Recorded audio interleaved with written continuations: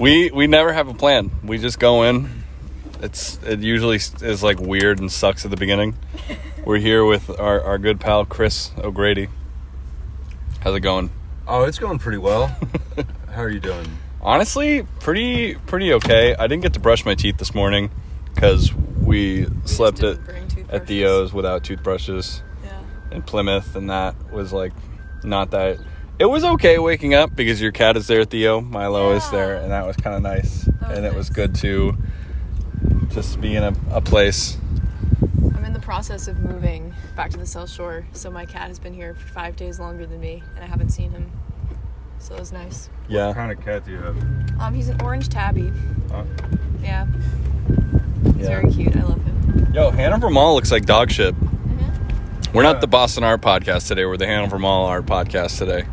Do you guys have memories associated with the Hanover Mall? I have a bunch, actually. I went on many, like, horrible... Oh, is that me beeping? I went on many terrible high school dates to that movie theater. Yeah.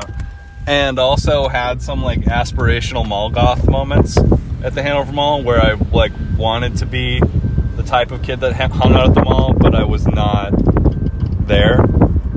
Like, I just was... Like, I don't know. Like, you ever... When you're in public with your parents, but you're walking like a little while before ahead of them, and you see all the scene kids, and you're like, I wish I was one of them because they look so cool. And yep, that's what I did. Yeah, same. And I was also I was banned from the mall for a year when I was a kid. Yeah, because I was just being a young idiot in Walmart or something with my friends, and we got in trouble. What did you do? We were just doing one of the classic, like, ride in the shopping cart, push your friend really fast inside kind of thing. And they banned you? Well, they didn't ban it. They were kicking us out, but then I made it way worse, and I became like disproportionately confrontational, and I was like, "Fuck you, fucking piece of shit!" Because I was being like just a tough guy for some reason because I was like 13, and they banned us because of that, I think. Interesting. I was gonna say that Walmart must have been, I don't know, my friends and I, when I was in high school, used to do fun things. We figured out if you sprayed tire cleaner on the floors, it would get super slippery and you could slide around on it. I don't know, I had some good times. The first time I ever did cocaine was in that Walmart. That's lit. It was inside the Walmart? No, I did it in the car outside, and then I went in and I was like... Do you think that was a vibe kill? Because I feel like cocaine usually has like a kind of party, club, show reputation. No, it was magical. That's lit. Yeah. Yeah, because... Boston Art Podcast endorsing cocaine. Hell yeah. Yeah. You know what's funny, too? One thing that actually all three of us have in common in a weird way is that all three of us are very much involved or have been involved in some capacity DIY art and music in Boston, but all three of us live on or lived on for most of our lives the South Shore. That's true. Which I've talked to people in Boston or Cape Cod or whatever that are like, is that like New Bedford? And I'm like, I don't know. Dude, everybody I know in Somerville tells me that I'm from the Cape. And I'm like, Plymouth isn't the Cape. Yeah, it's because it isn't like a unique place in terms of like I don't know what scale, but like it's unique in the sense of it's absolutely not like Boston and it's absolutely not like Cape Cod. Yeah. Yep. It's special, I guess. I don't know. In its own way. Yeah, I definitely didn't really have much involvement with exciting DIY art or music stuff when I was younger. It was part of why I thought the barn shows were so fucking cool. Throwback. Yeah, because there were all these high school kids that were doing all this shit that I wished I was able to do when I was in high school. Yeah, it's so funny looking back on that too, because I don't even know if we've talked about the barn on the podcast at all. But that was really briefly. But you mentioned it as like a studio, not as a show. Yeah, it was my high school shows that me and my friend Justin were putting on in my parents' garage, basically my dad's barn garage, and Yeah, it was really interesting too because we knew you guys Troll 2 from that one Mideast Pat the Bunny show in like 2013 or something, or 14 maybe.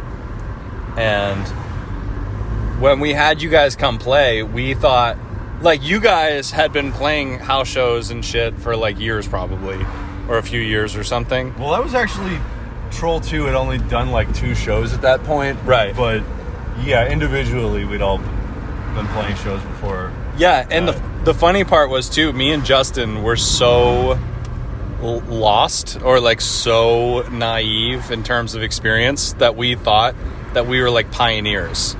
That we had like invented house shows, or that it was some rare thing that we had created.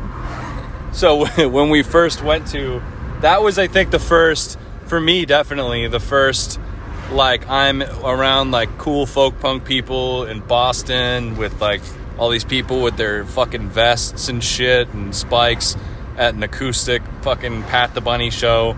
This guy I had known only as not Hobo Johnson, Johnny the Hobo, for literally like a couple years. You know what I mean? Like, I didn't know anything about like his, you know, more relevant music. That's a funny thing to say, I guess. But yes, and then it was like that was like a totally eye-opening, brand new experience for me. And then we met you because you guys were billed as Chris O'Grady and Friends. Yeah. On the Mideast website. Yeah, I mean, you know, the thing that really impressed and honestly inspired me about you and Justin and your approach at the time was that you would just ask anybody to play at your barn. Not that we were like a big band at the time, but like when I was younger, I would be super like sheepish and nervous about talking to people, and like you guys cracked the code that if there's like an unsigned DIY band and you ask them to play somewhere, they're gonna say yes. Yeah, that was I think that was like a one half of the magic of it too. I think the other half as well is that we had zero criteria in quality or genre as to like who played ever.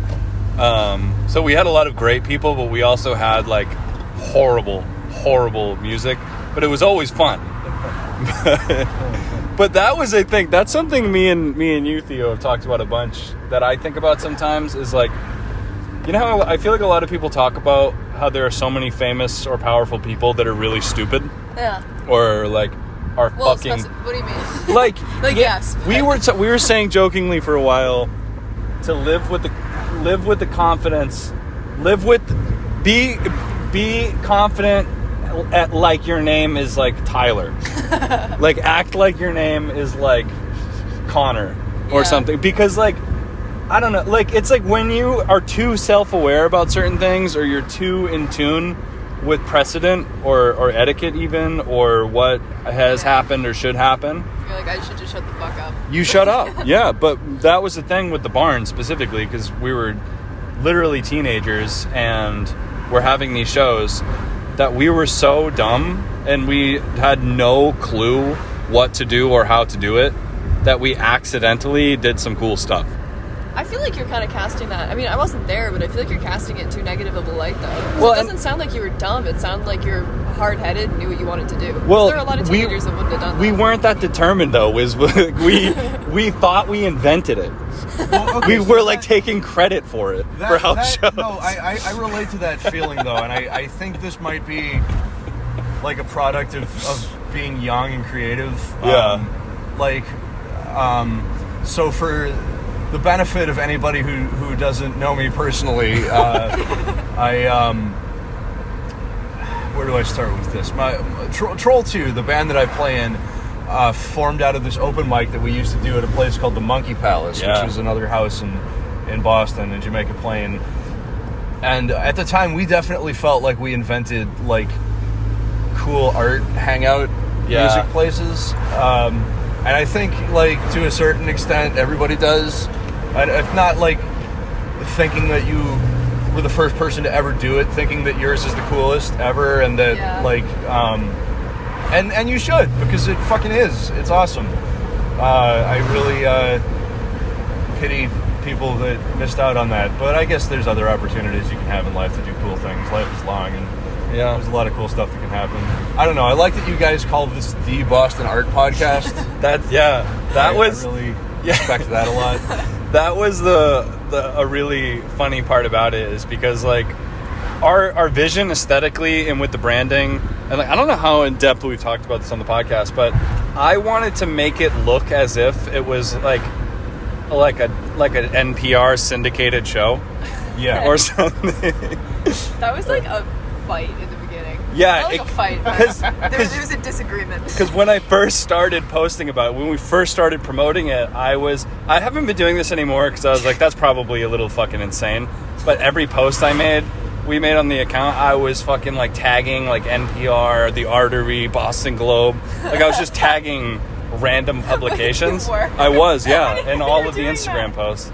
And like we started to attract some very minor attention from people who thought that we were an entity like that.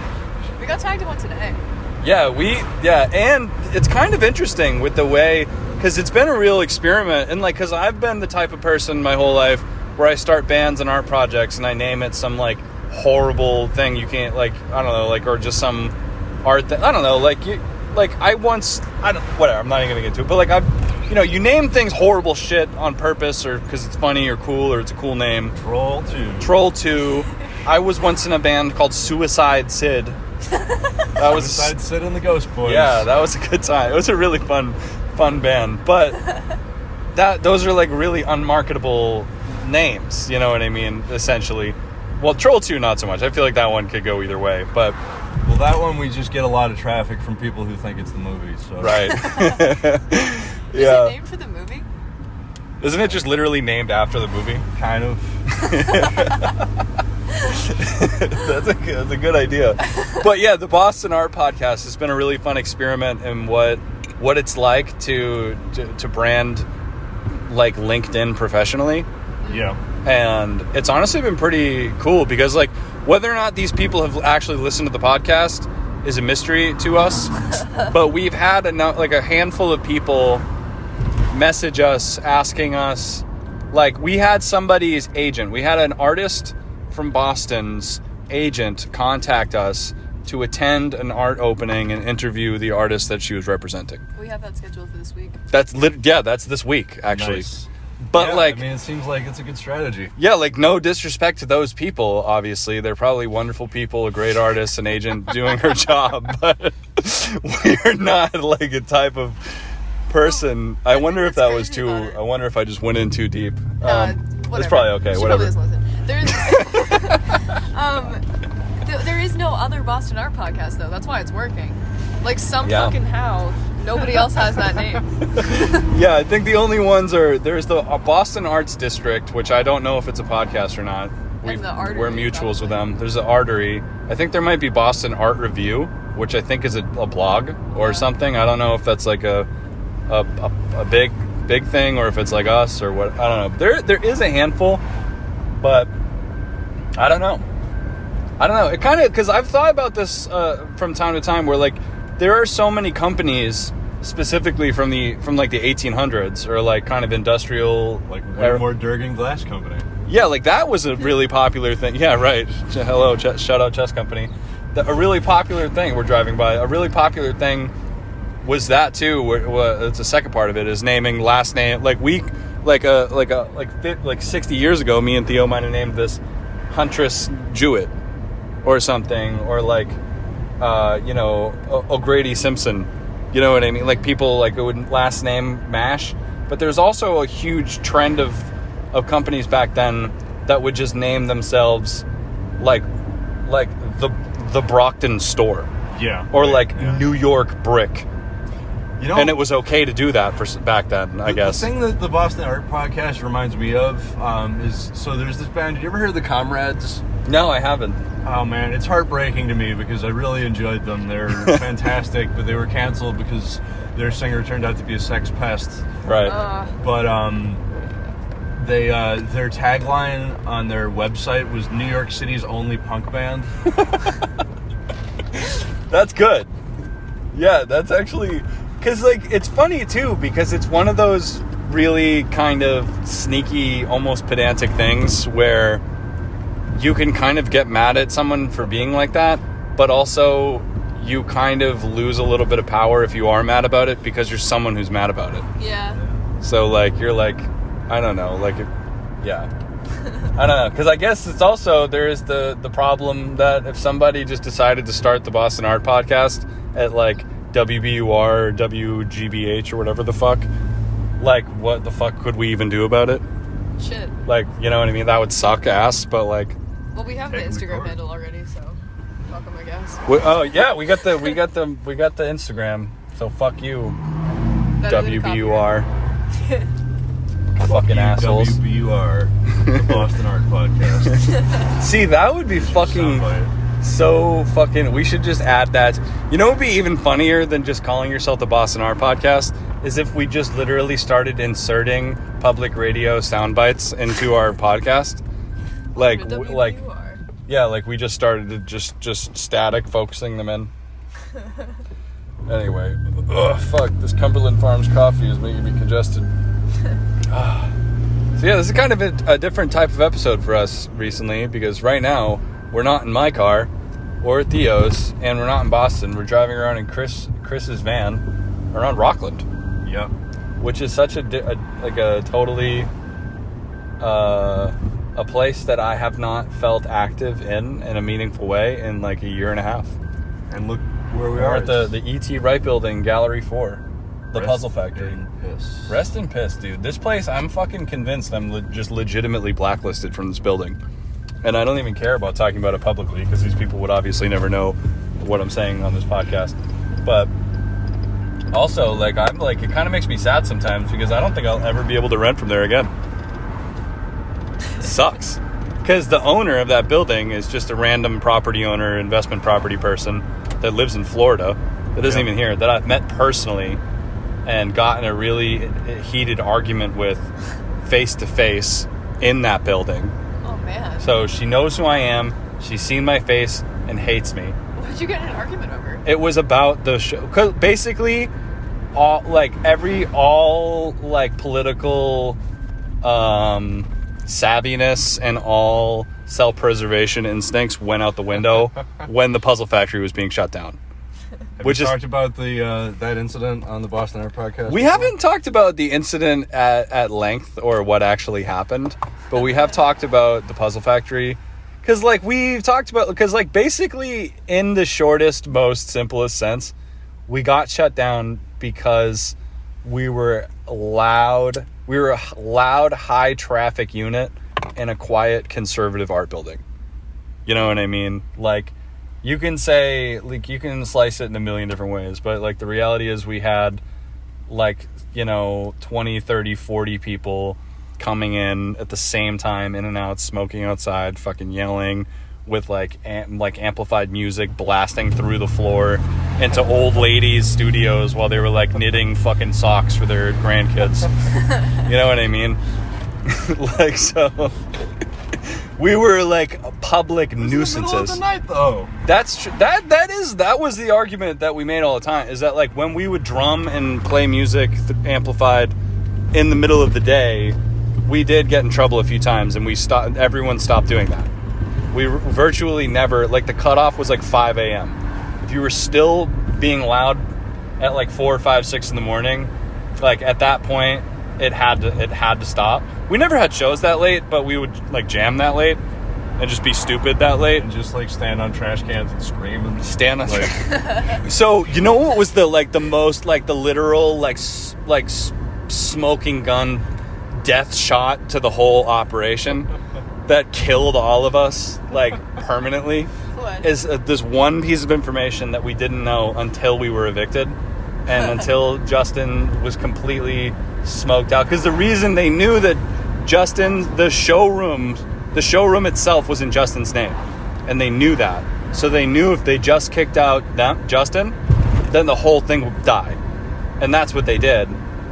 But what we found out at the end during that meeting, because there was this infamous meeting where we all went into the owner's office, and we were basically just like, yo, fuck you, like, you can't do this, like, let us stay kind of thing, where we all just pled our cases, and it didn't work, obviously, because they're, private business owners. Why would they listen to us? But They told us that the cameras, the whole time, every security camera was recording audio.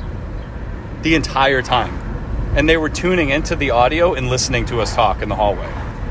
And listening to us talk in the lobbies, everywhere. They could hear us. Is that allowed? I have no idea. Is that legal? That's what I thought. I thought it was illegal. So I was just I would say anything on camera. Like, fuck these people. Yeah, like we'd be like, don't smoke in front of the camera. Or like, oh, don't fucking, whatever. Like, we were just literally, like, they were definitely just listening to, like, that's why, because they had no proof. They didn't call us out for anything specific. I don't know, but I'm sure they heard us say, like, oh, those fucking losers, or, like, fucking assholes, fuck this build, like, because, like, in the saddest part of the whole thing, looking back, because it was awesome, a lot of great memories, it was the best DIY venue incarnation we've had on the South Shore that our corner has been running. I don't know about others, but, like, it's been my favorite one. But from a real estate perspective and from a rent perspective, we had no fucking clue what we had. We had no idea what the value of that place was, or I didn't, at least, because one of the rooms was the print shop room, the newest room, was $40 a month. Brian's room was probably under $200 a month, and the showroom was probably under $200 a month. Yeah, it's fun. And we had a giant fucking hallway filled with furniture that we were using for free. Yeah. That we weren't renting. So we had literally, like, a venue that was the size of a fucking real venue for, like, less than $1,000 a month. That's that insane. had 24-hour studio space, infinite access, do whatever the fuck you want, be loud all night. Like, it was literally invaluable. So that's the only part that I, like, feel like definitely dumb for fucking up. Really wish I didn't fuck up that aspect of it. You live and learn. Yeah, because that was the thing too, is at the end, because I left my studio that I had upstairs too, I just fucking was like, fuck it, fuck this place, I don't want to be here. And I couldn't have stayed anyway. It was so terrible. Like, the vibe in the building sucked. Everybody hated us. Like, somebody actually had gotten really bold and, like, talked shit to my face about it. They're like, good on that guy for shutting you fucking people down. Like it was like we were pariahs. Like, it just was too bad to stay there, you know, which is what led to the chess company being born. So yeah, we found that place in literally less than 2 weeks. Me and Justin, and, like, me alone, we were literally just showing up. We were just literally finding random buildings, random commercial buildings, garages, real estate people, literally for like 2 weeks straight, calling anywhere we possibly could, trying to find any place we could rent. And we literally did, and we just jumped on it. One of the options was a classroom at the old Holy Family Catholic School in the center of town. That would have been kind of cursed. It would have been fucking sick, I think. It would have been fucking awesome. But that would have been a disaster, because those people definitely we would not have been good tenants. Well, the chess company seems to be working out pretty well. Yeah, I'm happy for it. I'm not there anymore, as the podcast knows, but yeah. We talked about the Homecoming Resurrection show our last episode was discussing that. Yeah. In canon, it's not posted yet, but in podcast canon. Oh, motorcycle guys, cool guys, good times. I had this really uncanny moment this morning when I was just sitting on the porch and thinking about stuff, and I was thinking about these Papa Roach lyrics, and then a motorcycle went by, and goddamn if it wasn't blasting not only the same song, but exactly the part in the song that I've been thinking about. That's fucking that's weird. Crazy. Yeah. What song was it? What's it called? The Cut My Life into Pieces.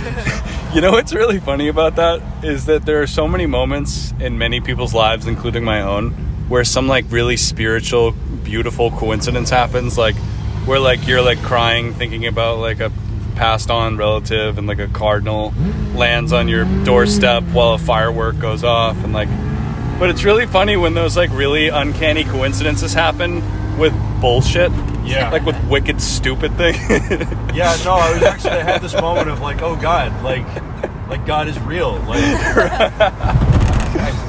But it wasn't the cardinal and beautiful sunset and oasis image in the sky. It was Last Papa Roach. Resort. Yeah. Last Resort, thank you. Yeah. That's what the song's called. Every time I hear that song, I have this vivid memory of me being like 12, listening to that song at Skater's Edge, a skate park in Taunton, listening to that in my headphones while I skated this one ramp there, and it felt sick. That song reminds me of being a homeschooled emo kid and like hanging out on a chicken farm singing that song with my friends. Wow. Damn. Niche aesthetic. Niche aesthetics.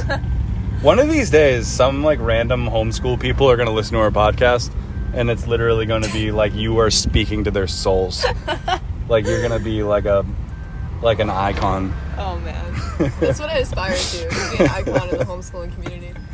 That would honestly be sick because that sounds distinctly possible to me. Like that sounds completely like a realistic aspiration. Because it can't be a large community. It is a pretty large. Like how many actually. famous homeschool pundits are there? Like or like adults? Like public homeschool personalities. Well, the thing is, it wasn't a large community until No Child Left Behind. And then a lot of people started homeschooling, especially in like Mass. Interesting. But I did a paper on this in college, so this was like 2014 or something, and at the time there were like 15,000 active homeschool families that all had multiple kids. So those people weren't adults yet. And now Zoom schooling or whatever has created a whole new niche also. If you go on TikTok and look at homeschool, like the hashtag, there's a fuck ton of them just posting about their experiences, and it's really weird. I've gone down it many times. Yeah, because like I would imagine if I was a parent and I had children in public schools, like the state of education in America would probably be an issue I was really interested in and concerned about. Yeah. But as somebody who doesn't, I'm like a little bit blasé about it. But I could totally see like we've all had these like political and personal and emotional revelations throughout the pandemic about just various like parts of our lives, or like people coming to terms with how they make art or how they work or this or that. But I can't imagine what it would be like coming to terms with some like crazy revelation about a small human that I was responsible for. Not even just small humans. Imagine if you had like a 15-year-old who before the even pandemic worse. wasn't even like hanging out with you, and then every day you were together and you were hands-on helping them do their schooling. Like sending them back would probably suck. Right. Interesting. I don't know. It is interesting. But I mean, the other thing about it that's a little difficult is that not every family has the resources to continue homeschooling. Like it's definitely a privilege thing. Because you're down to one income if you have someone full-time educating multiple kids. Yeah. Fitzy was in a band with some homeschool guys. The takeaways. They played at the barn. Oh my God, those two, the brothers. The Rosenbergs, The Rosenbergs. Holy shit, I fucking forgot about those dudes. Was it Cal and Max? Isaiah and Max. Oh, okay. Oh, Cal, I'm thinking of the music producer guy from back in the day. Yeah. He Also- got into chess. Oh, He got really good really fast. really? Yeah, he's like 1,000. He got there like really fast. So that's an interesting topic, I think, for us to get into right now. So to preface this, you are super passionate about chess, not just playing it randomly sometimes, but also chess as like a public sport. It's the people involved in it. And one question that I have for you is, how exactly do the ratings work? Like specifically, is it a rating as determined by your performance on chess.com? No, so chess.com has its own rating. They all work the same, but there's different scores for different. What's the word I'm looking for? Like brackets or? No, leagues. Leagues is what I'm looking for. Okay, so, like, gotcha. There's the United States Chess Federation is like the official tournament chess body in the U.S., and the international one is called FIDE, which is the Fédération Internationale d'Échecs. Okay. I think it's French. Cool. And so those ratings are usually a couple hundred points higher than the chess.com rating, and then Lee Chess has its own, and that's a couple points lower than that too. But it just works that you get points when you win and you lose points when you lose, and you get more points for beating people who are higher rated. Damn.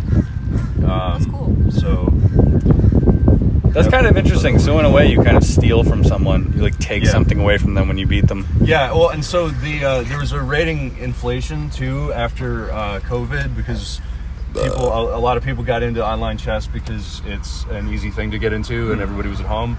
And the Queen's Gambit, the Netflix show, got a lot of popularity. So basically what happened is that when you make a new account, they start you off at 1,000. And if your actual rating is like 400, then those 600 points just get passed up. Oh, so there were people that were like serious and in it, dominating random people. Well, it just so it all became kind like of moved up. So there's an inflation. So rating like, farming. Yeah. Oh. Huh. So it kind of changed the way, in a way, it's measured. It probably changed the meaning of the scores. Yeah, I mean it's Inflation. like I'm like maybe 1450 in rapid, and that's probably the same as 1350 would have been a year ago. Wow. That's kind of interesting because, like, while not all sports have a public and unified rating system, I feel like that definitely happens with skill level in general, because when we talk about skateboarding every single podcast episode, it's a tradition at this point. Maybe the last episode wasn't the chess company one, but was the Keep Kids Up the Street episode. Oh, yeah. Yeah, shit. Sorry, everybody. But but yeah, definitely, I could definitely see like the meanings of like an example I use in my brain a lot is the fact that an Olympian in like ancient Greece would like suck ass today. Oh yeah. Like it just scales up as time passes. Well, we stand on the shoulders of giants. Yeah, shit. Everything builds on what came before. That's fucked. That's a good expression. I got it from Ben Feingold. Grandmaster a chess guy. Ben Feingold, yeah. I should say he'd be upset if I didn't include the title. Right. Yeah, I don't know. I definitely fell off a bit when I went to rehab, though, and I wasn't playing for as much. There was one guy there who could beat me, and we were like around the same level. But it was funny because he was on the staff, so like there was one group called Quiet Reflection where most people would take naps. But this guy Al would play chess with me, but he would be on his walkie-talkie, and like he'd have to like run off and do stuff and then come back, and like the management really didn't want him doing that because he was getting paid. Right. It's like, fuck you, this is essential for my recovery. That's cool. Damn. Rehab. How long? So how long were you in there? I was in there for a month, basically. Well, yeah. So I went into detox on April 21st, and then I AMA'd from the place I was at after 2 days because it was a horrifying nightmare. Right. And then my mom forced me to go to this other place, which was unbelievably nice, and I stayed there until like July 20th. That's awesome. Were you like, was the first one you were in like a Mass Ave, like nightmare hell zone? Yeah, I mean, it seemed mainly like a place for Mass Ave people to get off the street for a week. Yeah, dude, that's how it was when I worked at treatment. I worked in that type of place specifically, because there's like, I don't know what it is or what the facility is called, but there is some kind of agency or clinic on like in that area that does placement for people. Yeah, Paths. I went there. Okay. Yeah, so they would just bus people to the place I worked at, and it was a large contributing factor to why I left. Not because of the Mass Ave people, but because of the inefficiency of the system. Right. I mean, I don't know. It's tough because like the people that work there, clearly some of them really cared, and like it was kind of heartbreaking.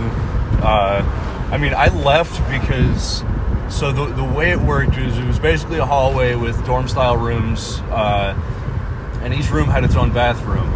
And when I got there, the toilet was clogged, and the my roommate just kept shitting in it, and I was like, I don't know how much longer I can take this. But after the second day, I got up and they had unclogged it. I was like, okay, good. I can deal with this. I can deal with everything else as long as the fucking toilet works. And then within 5 hours, he clogged it again. Oh, and geez. I realized what was happening was that he had been tearing pages out of a book to snort his methadone with, and he was flushing them down the toilet, and that's why they got clogged. And then they moved another guy into the room, and they were both shitting in it, and I was like, fuck this, I'm done. That's like the only good reason to AMA ever. Besides like a family emergency, that's totally understandable. Yeah. I also wasn't even getting meds. Like, Right. the first day I was there, I was shaking my ass off, and I was like, you need to give me a fucking Valium right now. And they were like, nope, you still got alcohol in your system. Not giving it to you. And then the next day, like, the shakes had gotten a little better, and I was like, fuck this, I'm not begging for drugs. Yeah. So I literally was just sitting in a hallway all day. I read an Agatha Christie book that was pretty cool. Oh, Nice. Yeah. What book was it? It was called Death Comes as the End. Oh, I haven't read it. It's a murder mystery set in ancient Egypt. cool. Yeah. Goddamn. So what if you're like down to talk about it? What like?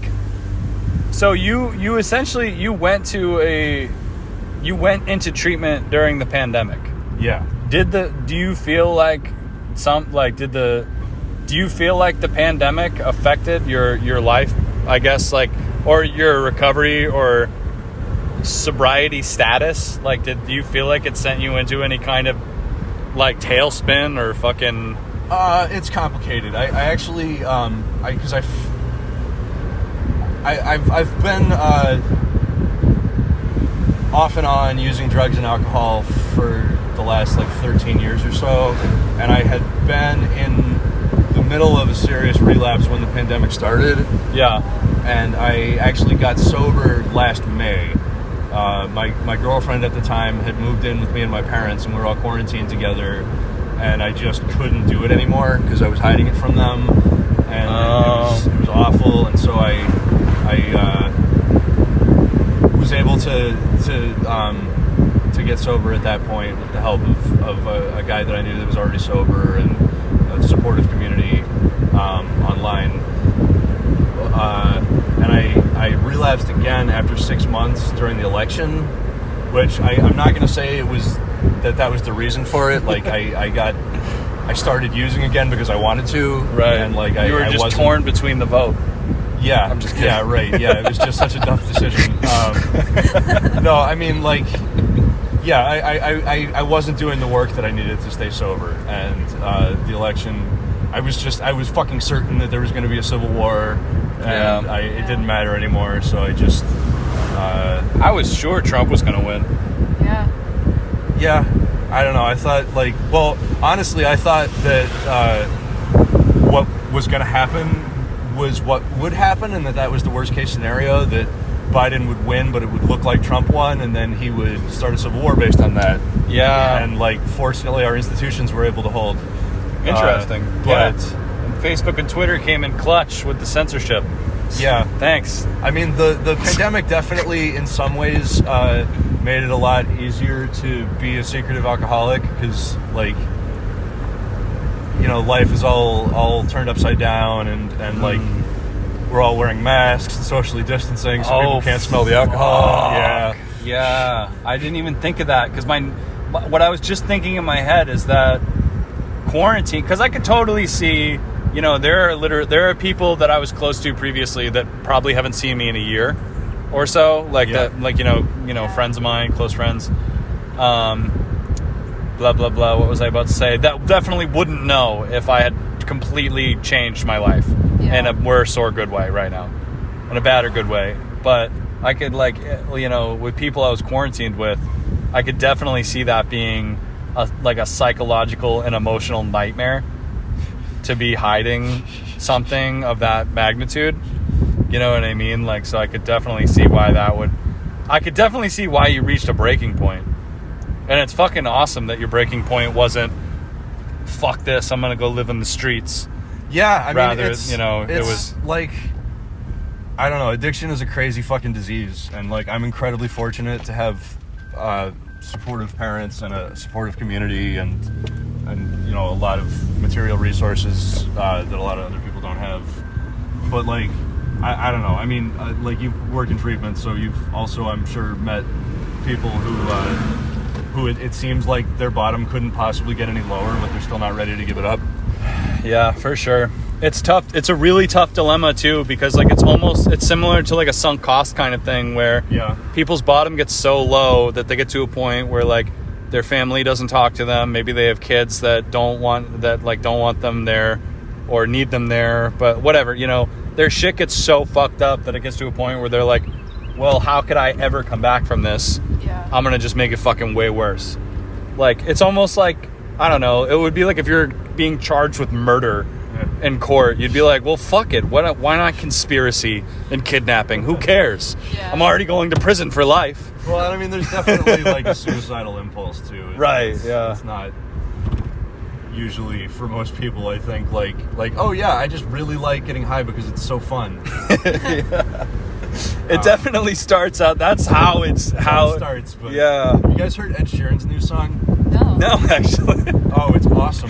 It's actually really good. Really? I mean, it's fucking disturbing. It's called Bad Habits. Huh. And it's absolutely about being addicted to drugs. Interesting. He's written a number of songs about addiction. Well, it's the irony to me is that his first big hit, the Class A Team, is one of the lamest, most bullshit songs I've ever heard about addiction. And he's clearly learned a lot more about it since. And I mean, either he's got a problem or he's the best songwriter of our generation, because it's real. And like, it was funny when I was driving out to Western Mass the other day, and I was listening to this pop radio station, and they were doing this Ed Sheeran takes over the DJ thing. It was like Ryan Seacrest radio station, but they had Ed Sheeran doing the song intros, DJing. And at the end he played a stripped down acoustic version of his new song on a resonator guitar, and it was this fucking like powerful, beautiful performance of this like really like desperate, hopeless song. And at the end, Ryan Seacrest is like, "Yeah, man, that's so good." And he's like, "Yeah, no, I was nervous, like, because I wrote the song, produced it myself. I didn't know if people were gonna like it." And just like, yeah, everybody likes it. It's like, I don't know. What do you say? Like, damn, dude. Like, is there anything I can do? Like, oh shit. Man. It's funny because that's usually that's the type of thing people say at DIY shows. It's like, holy shit, man. It's like, is Chris okay? Like, there were some songs, Boxer's Jaw, that we actually cut for reasons like that. Yeah. Where we were like, man, like, we don't have a giant like fan base audience, and it's our friends and family hearing this. Like, maybe we don't need to like publish a suicidal like ballad like of depression that we haven't even opened up to our loved ones about, and we're just gonna like put it on Spotify and promote it. That is kind of a crisis of like even a podcast like this, where like maybe there might be a number of people that don't know us personally listening, but a lot of the people listening probably actually know us. Maybe. Yeah. Would you say? I've run into that with my art too. At the time last summer that I drew a cartoon of my cat, and I wrote, "My cat is the only reason I'm still alive," and my grandmother called me. Yeah. And it was like not even like true. Right, it was just like, I was just feeling it at the moment, and I put it on Instagram. She's like, "Are you okay?" I was like, "Sorry, Grammy." Oh, jeez. Might be. Yeah, that's kind of... I've had a few situations like that myself where it's kind of caused me to where I've kind of discovered in my head that I can put virtually anything on Instagram without consequences, but if I put things on Facebook... That's the thing. It was fun. Yeah, I had Facebook sharing hooked up. Right, yeah, so grandma sees it. I'll never forget, like, one of the worst things I've ever done. This isn't true, but like one of the worst internet moments I've had was I just had bought like a picture of Jesus from Savers for no reason, just for fun, I guess. And I wrote "fuck ass" on it, like just like not saying like it was. It was a dumb joke, and I put it on Facebook as if I was posting like a painting, and my grandma called my mom. She was fucking crying, like, and asked, And it was pretty bad. But long story short, my mom confronted me and I had to delete the post, and it was a whole thing. Because my family isn't like really religious, like my parents aren't. Like they wear, like my mom has like a cross necklace and she believes in God probably, but they don't go to church. My grandma, on the other hand, though, is like very authentically, seriously Catholic. So it was a big deal.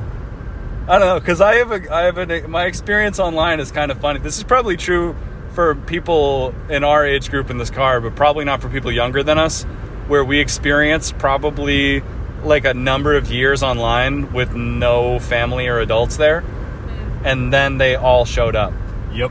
Yeah. Yep. All of the grandparents. That's That's not true for kids right now. Like a good insight. Wow. Yeah, that's like an important generational difference.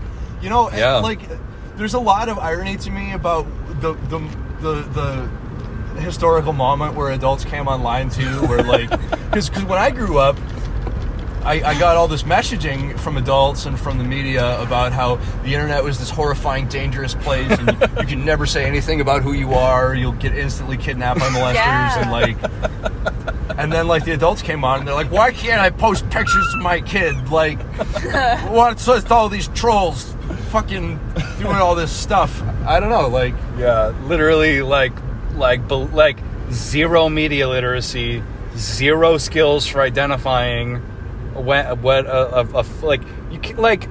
the fact that we can look at a website and make like a pretty accurate appraisal of how much the person is paying for it to be live. Yeah. You know what I mean? Dude, do you remember the Facebook video thing that was about like cyber stalkers with the lollipop guy? I don't know. I might have missed this. This was like old Facebook days, like 2012 or something, but it was like, I don't even fucking remember. You click on the lollipop and it brings you to this like external website where it's like a video, it's like a flash game video thing of this guy on his computer who's like 1 million years old messaging this 12-year-old about what lollipop she likes, and he shows up at her house in the van and kills her or something. My mom made me play it. Oh, it was a game? It was like a video, like multiple choice thing. like a public service game. Point and click, point and service. You know, yeah. I used to do some really fucked up shit on the internet. There was a while where I was on this Facebook page called "If I Can Find 1 Million Supporters of God, I'll Become a Christian." And me and like this group of really horrible atheists would lurk there, and like people would like there would be a continuous traffic of Christians coming in saying you shouldn't believe in God because of external reasons. You need to believe for your own salvation, or stuff like that. And then we'd come in and attack them, and like for like the first like year or two, I was like, you know, like into the Richard Dawkins, like facts and reason, like just take all the arguments apart, and I knew all the arguments like the back of my hand, and I just you know whittle them down, take them apart, and eventually they'd say they were going to pray for me, and that was great. And then like that eventually got boring, so I just started getting more and more malignant until eventually I was just spamming gore. Like they would post shit, and I just post like pictures of like dudes getting sucked into lathes and like really awful shit. See, like what's so funny about that too is that you could potentially get like arrested if you did that right now. Yeah, no, like yeah, it was bad. I should also say that like that my dad actually is pretty savvy, and he got on the internet in like the Windows 95 days, and like he was making alt accounts on Netscape and Roadrunner, and so and like see, I don't even know what you're saying. Like that's like an interesting point too. Yeah, I don't know. Like there was a while where I had like 15 sock puppet accounts on Facebook because he was like whack-a-moling them, trying to track you down. But like not even like it was hard to get banned in the early days. That's true. It wasn't even the early days. That was like 2012, like 2013. Yeah, like it was hard. I think too. Like I give a shit. Yeah, because I think it was a combination of two things with the way they have nerfed and locked down and controlled social media, like the owners of it, where there was two things happening where there were people, you know, probably posting gore and like harassing old people online or something, and that was funny, but it was probably like millions of people doing that in corners of the world. But there was also people monetizing the internet in completely ways completely unintended by the creators of the platforms. You know where about Finger Family? The Finger Family? No. Oh, man. I haven't heard of that. Oh, you got to check out Finger Family. It sounds way dirtier than it is, but it also kind of is. It's this. It's a nursery rhyme that became very popular with procedurally generated, low quality, high volume content from Southeast Asia, targeted at small children, where they basically hack the algorithm so like toddlers all around the world will just watch these videos on autoplay and they'll rack up like hundreds of millions of views. And they're like, some of them are fucked. There's like like Hitler dancing with Mickey Mouse and like... Oh, it's kind of like the Peppa Pig the internet scare that happened a year or two ago or something. Oh yeah, I forgot about that. Sheesh. Where these people, these like creepy people or something, were re-uploading Peppa Pig to YouTube. With like horrible audio. Yeah, but they were like inserting in the middle of episodes like fucked up shit like your mom's gonna kill you or something. This was like pretty recent. I don't know. I think it might have been fake though. Like I They don't. were doing it on YouTube, and little kids watch videos on YouTube all the time. Yeah, like there's like unmonitored. right. Like I mean, I was on 4chan. Like that's not implausible at all. The kind of thing that people would do and think is really funny. Oh yeah, dude. Like the 4chan of today, people know as being like Nazis and like creeps, which is true. But the 4chan of yesteryear was like, I feel like it was before, it was like pre-political. I feel like I sound like a fucking piece of shit right now, but I'm not. But I'm not. I'm not trying to imply anything, but I'm saying before it was like horrible gore internet pranks. Yeah, I mean, there was no really agenda politically other than just like traumatizing people. Right. Which ultimately turned into like an effective right-wing tactic, but at the time it wasn't really like operationalized in that kind of way. Right. I mean, there was the war with Scientology, I guess, was a little bit political, but not even like, I don't know how much you know about that, but the 4chan war with Scientology. Yeah, no. Yeah, so I don't know anything about that. So there was that, you know, the tape of Tom Cruise on Oprah where he's like losing his shit.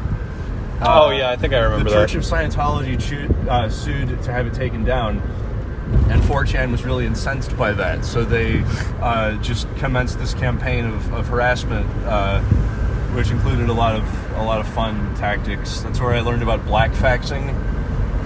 I think I've heard of that. Fax somebody black sheets of paper. That is fucking satanic. It's resourceful. Creative solutions. Because if you have if you did that with enough pages before it was caught with like a real copier, yeah, like you could cost somebody like a couple $100, yep, like in toner. Like those cartridges are expensive. Wow. But yeah, man, the internet is a fucking very different place. Did you ever have any friends who downloaded the Anarchist Cookbook? You know, I was that friend where I tried... I was trying to give you an out there. Oh, really? But since we're just saying it in a video game, no. No, I totally used to Google it or try to figure it out, or I always thought maybe I was getting the wrong thing, or it wasn't the real one or something, or there was some top secret cool illegal book that I hadn't tracked down yet. I don't know. Yeah, I mean it's mostly pretty dumb. My favorite was the floppy disk bomb. It's not really relevant anymore, but yeah, probably not doable. If you've successfully made a bomb out of a floppy disk, nobody would know how to detonate it. Leave a comment on the webpage if you have ever blown up somebody's computer with a floppy disk bomb. Yeah, that honestly, that would be actually really interesting to know. Wow. Yeah. You know, I read this thing the other day about how the younger generation isn't actually as tech literate as everybody thinks, because the interfaces are all super user friendly, and none of the modern UIs give you access to the file systems anymore. Yeah. Which is interesting, but I also met this like 19-year-old kid at rehab who was telling me about how he buys meth on the dark web, and it was like this 15-step process with like a VPN and like a disposable OS UI that you upload on a floppy drive or a flash drive that deletes itself, and then like multiple forms of currency that you buy with other forms of currency to cover your tracks, and like encryptors and all this shit. Like, That's crazy. You'd think that they would just do drugs, regular drugs. I mean, it was meth. It is a regular drug. That's true, but, actually. like, Yeah. I mean, Arguably a safer way to purchase it. arguably. Yeah, like that's probably maybe even better for society if they all did that. I heard this. I've been watching these true crime videos on YouTube lately, and I watched this one the other day about this murder in Louisville, where there was this house that had previously been a sanitarium, and then like a woman was murdered there, and then there was this gay couple, and the one guy called the cops on his boyfriend because his boyfriend was trying to kill him, and they took the boyfriend into custody, and the guy was like, listen, the guy who just called the cops on you, he murdered somebody and buried him in the basement. And so the guy who called the cops' name was Jeff. The guy who was arrested was Joe, and the guy who was murdered was named Jamie. And they had Jamie was a meth dealer who they invited over, and then at some point one of them, during a meth-fueled orgy, decided to kill him and then buried him in the basement and forced the other one to do it. And the jury ultimately decided that Joe was guilty and Jeff was not. So that's that. Wait, who? What? Did Jeff kill the guy? Or did Jeff not bury the guy? According to the state of Kentucky. Kentucky, yeah. It seemed like one of them did the murder and then they both buried the body. That's pretty bad. Yeah. That's pretty bad either way. Yep. Huh. Definitely bad. So yeah, don't do that. Don't do that. PSA. Yeah, shit. So, But like the cops never would have looked in the basement if he hadn't told him, and that he was the one that ended up going to prison. yeah, that's pretty bad actually. Yeah. There might be a lesson there somewhere, but I can't really see it. Yeah, I don't know what the lesson is. Yeah, man.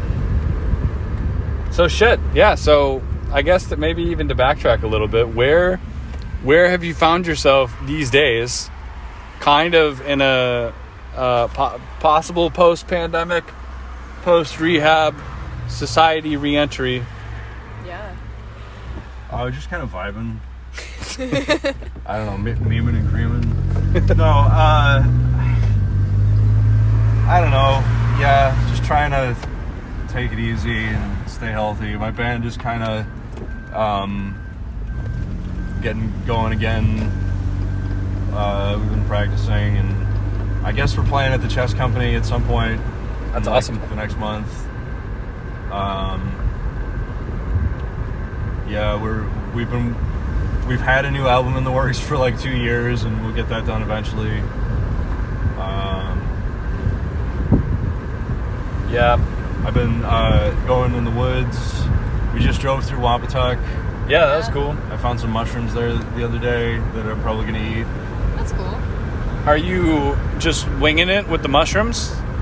No, or have you been I've studying got, them? I mean, I've got field guides, and like I have like a pretty good sense of what they are and like how to identify them. So I'm not gonna, Yeah. they're bullets. They're not too risky. You just gotta make sure they're not the poison kind, and then like make sure they're not the shitty tasting kind.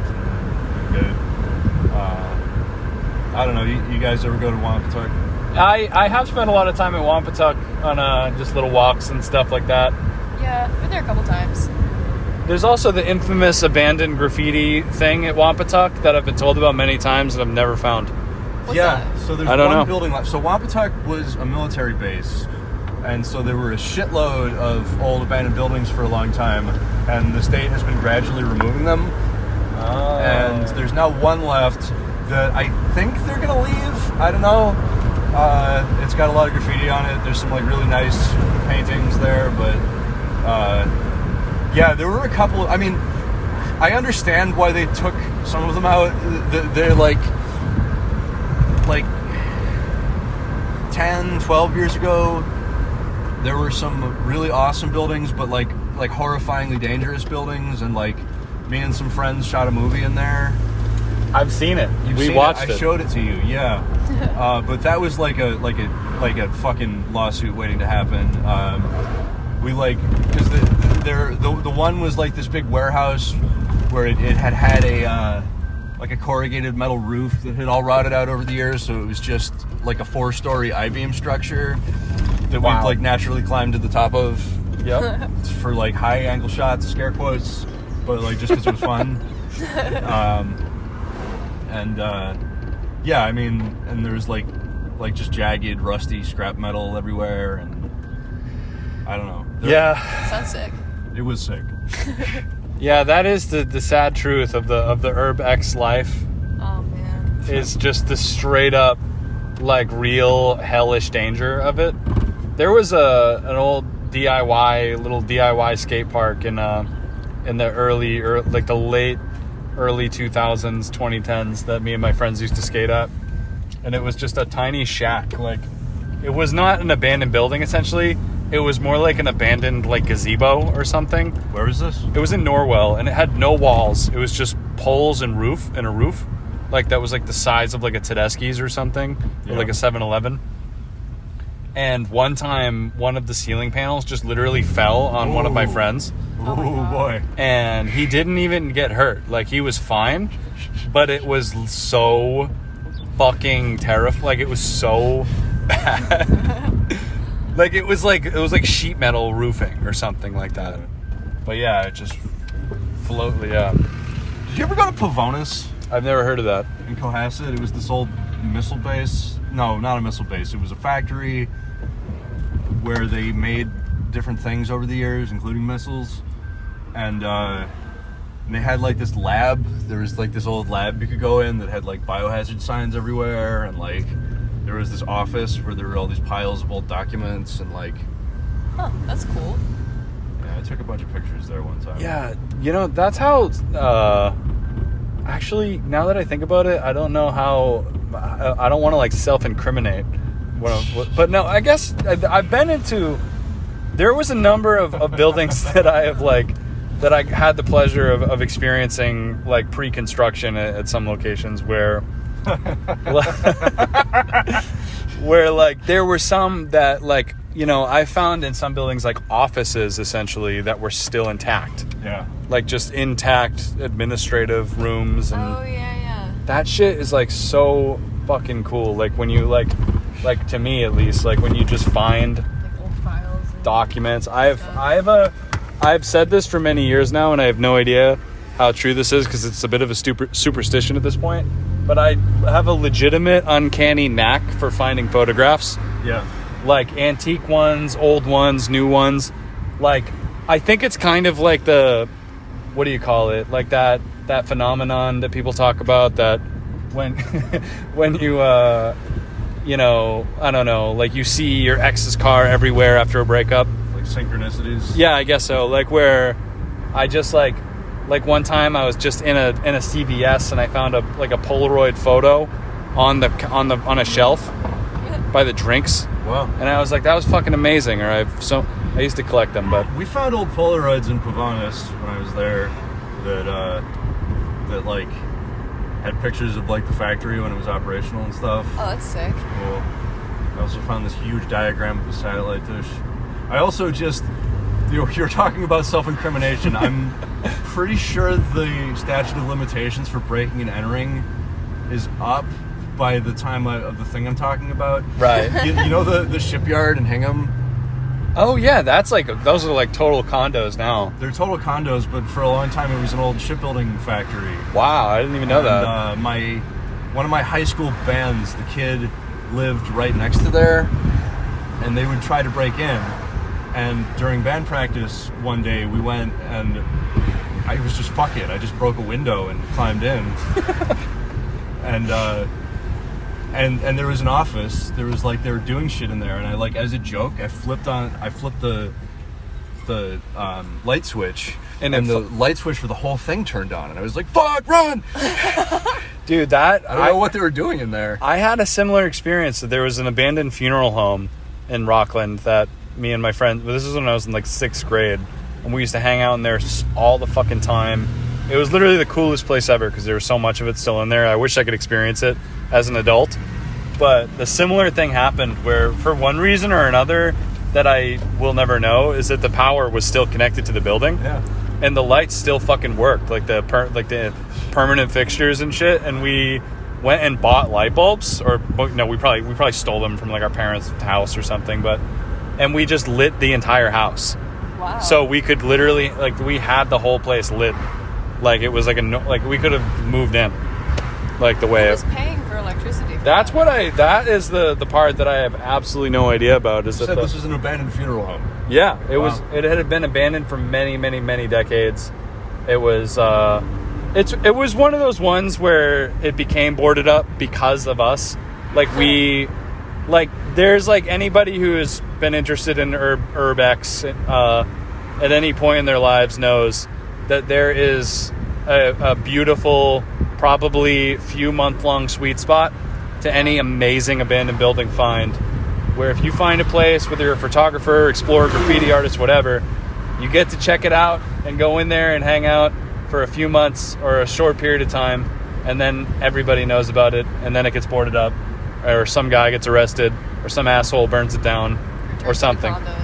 Or it turns into condos. But there is a period of time where the place is just fucking unlocked, no boards, nothing, just posting up there.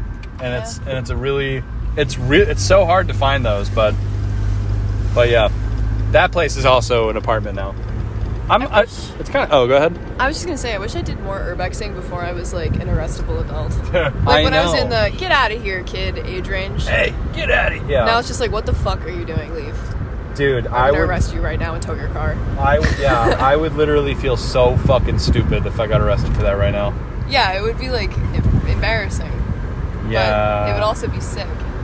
The place that I'm talking about too, I did get caught by the police when I was there in 6th grade. Yeah. And I thought it was like the biggest trouble I could ever get in at that point.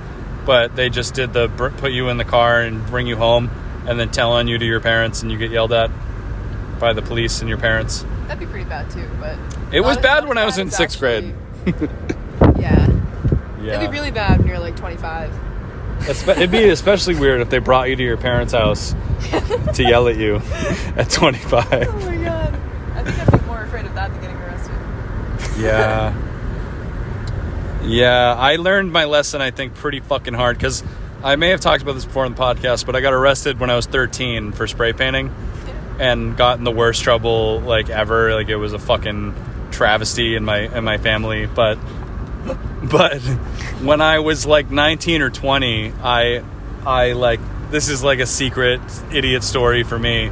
I didn't get in trouble, thank God, but I was just doing like bullshit street art painting at the Quincy Quarries, and the police, it was nighttime. I thought I was like alone there, totally empty, no one around, and was painting this wall, and literally it was like the police just materialized next to me. Like, they literally walked up to me, like, unbeknownst to me, and then just turned a flashlight on, like, right next to me, pointing at me. And they were like, what the fuck are you doing? Like, blah, blah, blah. There were cops, and literally... You're talking about, like, the ledges? The rock ledges there? Yeah, everybody paints there, but... I thought that was what that was for. No, it turns out it's technically illegal, and they do not want you to do it. Fucking pigs. But the thing is it's totally chill to be at the Quincy Quarries during daylight. But if you're there after dark, the police will walk through and clean out anybody hanging out there. You know what I mean? Blah, blah, blah. They seem really bad at stopping people from painting there. They're pretty bad at it, yeah. But yeah, Great job. and that was the thing, is I was like, dude, like, I just pretended, like, you know what I told them? I don't know if this worked or if they just thought I was a dumbass, so they made me leave and didn't arrest me. But I basically was like, people come here and, like, draw swastikas and bad stuff, and I just wanted to, like, cover it up. Like, I don't know. I even threw in "fuck the police," where I was like, people write like swastikas and write "fuck the police" and draw dicks. I literally said that. Doing public service. Yeah, that's how I try to. I don't, and like I said, maybe they just didn't arrest me because they didn't actually care. But I consider myself. I'm sure they didn't actually care. Yeah, I was like, they did take. I had a backpack filled with spray paint that they kept, and that was whack. You know what this relates to, which is actually kind of uncanny. Related to dumb teenage getting arrested stories. There was a kid I went to high school with named Mike F, who right here in this very spot, for the listeners, we're back at the Hanover Mall. The corpse of the Hanover Mall. Back in high school, he got arrested he was rolling a blunt and sitting here, and a mall cop rolled up on him. Oh shit! And he sat there and tried to argue his rights with the mall cop until the real cop showed up. Oh my god! Just drive away. That's terrible. That's literally kind of what happened to me when I got banned from here for a year when I was a kid. Because I remember saying, like, "What are you gonna do? You're a mall cop. Put me in mall jail." And I literally said something to that effect. And then the guy said, "No, I'm going to call the real cops." And he did. And what I should have done was leave. Yeah. But I think it was more for me. I didn't know yet, like I had not yet unlocked that you could do literally anything. Like you can just fucking leave a place, or you know what I mean? Like I thought that because the guy was he was the boss. You know how like when you're a kid you think just someone with like a blue shirt or like a name tag or a walkie-talkie can just tell the authority. Yeah, and you just have to listen to them. I did that. Yeah, that was what I did. Can't do that. Wait, so the real cops came and all that happened was they banned you from the mall? It seems like the mall cop could have done that. The mall cop, in retrospect, the mall cop was a fool for calling the police. Because like I'm picturing myself as a sentient adult working at the mall. There's a 12-year-old there being stupid, pushing around a shopping cart with his friend in it. What, that guy was an idiot for calling the police. Like, the police were probably like, dude, like, you're a clown. Like, the cops probably thought the guy was an idiot. You know what I mean? Like, why would you, like, I don't know, man. Why would you want to be a mall cop? Why would you want to be a mall cop? I was listening to the radio one morning on one of those morning talk shows, and this guy called in, and they found out he was a mall cop, and they just fucking lit him up. They were like, "Do you drive around in your little mall-mobile and you wave at the real cops?" And you're like, "Yeah, brother." Semper Fi. Semper Fi. Oh, Jesus Christ. Yeah, wow. God damn. Well, I miss the South Shore. I like it. Yeah. I don't. You know what's funny is I like vehemently hate Hanover though. Like being here just makes me feel like shit. Not right now because we're like occupied, but like if you ever, like you're driving down the strip and you don't necessarily have to be somewhere, but you're kind of passing through and there's a little bit of traffic and it's like 5:00 and it's fucking Tuesday and you're driving by Jersey Mike's sub shop or something and you're like, I'm fucking. Jersey Mike's isn't that bad. Remember that? It was time okay. found We that got gift it. Card in my car. And we got it. It was pretty good. Yeah, I was like, this is fine. It was a decent sub. So, there was a weird interaction we had in there, but I don't totally remember what it was. Someone said something, we were like, what the fuck? You know what it was? The woman working there said that complimented you. Oh, yeah. Or like said that your hair was actually. nice or something. Or said, I think there was a guy there. Oh, there was a guy in a full suit working on the grill. Oh, yeah. We were like, like, what the What are you fuck? doing? Creep. a little strange. Yeah, maybe. Actually, well, it wasn't that bad. Maybe he it wasn't showed that up bad from a that day. funeral to work or something. I think I Or a got wedding. his Jersey Mike sub once, and I got like the extra large, like double fuck yourself, and then it was disgusting, and I couldn't eat more than a couple bites. I don't remember what it was though. I don't know. Jesus Christ, man. It's too bad they got rid of the Moe's. Oh, yeah, the Like- Moe's was right over there, wasn't it? Like Moe's, I like because there's no pretense of care or love whatsoever. It's just like depressed teenagers just sloppily throwing your thing together in front of you, and then like, Welcome to Moe's. welcome to fucking Moe's. Holy shit. I probably gotta like get home. Totally. You have been a long planned guest. Goal guest. Yeah, we have probably had 4 or 5 people that we've been anxiously like, fuck, we got to get that done before we can move on to this new thing we're trying to do. And we're pretty much done with that list of people. Wow. You were definitely on that list of people like, fuck, like, yeah, we got to have Chris on here. Like, we said we were going to do that like a month or 2 ago or something. Well, I hope I was able to provide some value. Yeah, absolutely. It was a good episode. It's good content. I think so. My favorite kind of content, at least to consume in my experience, is just like content where you don't even really notice that it's content. Yeah. It's just like just going infinitely. You know, dude, you really should watch My Dinner with Andre. It's so funny that Noah was talking about that yesterday. I will check it out. I was like, that's a great movie. That's an awesome film. I'm so glad you watched that. And he's like, shut up. It was just a podcast. It sucked. I watched it on YouTube while I was at work. And I was like, Yeah. oh, all right, 19-year-old brother. 19-year-old brother who will be on the podcast one day. He said Hopefully. he doesn't like to put himself out there like that, but It's because he's 19. yeah, I think he's full of shit. All right, let's let Chris go. Thank you so much for being on the podcast. Thank This has you been for sick. having me on the Boston Art Podcast. Yeah, welcome to the Boston Art Podcast. WBUR. Fuck the artery. No, they're cool. Maybe, I don't know. Depends who. Reach out to us. Yeah, reach out to us, artery. Don't do cocaine. We'll have to have you back on here. Anytime. Thanks. All right, I'm gonna shut this off.